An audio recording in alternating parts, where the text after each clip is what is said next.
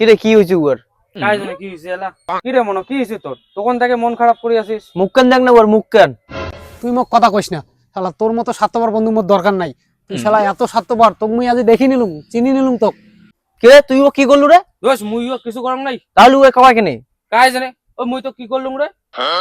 কি করলু কি করিস নাই সেটা কয়া। এত বড় একটা ভুল করছিস না, তুই এই ভুলের কোনো ক্ষমা নাই। তুই যে মোর সাথে এত বড় একটা ভুল করছিস না, মুখ যা খারাপ লাগছে, সব থেকে বড় কষ্ট লাগছে মুখ। আরে মুই তো কিছু করলুমই না রে। তাই ও কয় কেনে? কাই জানে আরে মুই তো কি করলুম রে? তুই না আমার ভালো বন্ধু। তুই মোর ভালো বন্ধু না রে, তুই হলো স্বার্থপর বন্ধু, 2 নম্বরই স্বার্থপর। আজ মোর একটা গার্লফ্রেন্ড নাই, সামনে সরস্বতী পূজা, তোকে মুই এতবার কলুম যে তোর গার্লফ্রেন্ডের বান্ধবীর সাথে মোর সেটিংটা করি দে।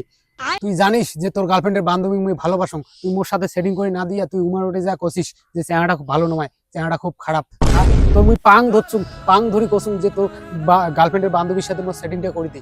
আর তুই সেটিং করে না দিয়া তুই উমার উঠে যা মোর নামে খারাপ খারাপ বদনাম দিছিস। তুই শালা 1 নম্বরে স্বার্থপর বন্ধু। এইরকম বন্ধু তুই মোর নিজের বন্ধু, অনেক কষ্ট হয়েছে মোর। তুই শালা 1 নম্বরে স্বার্থপর।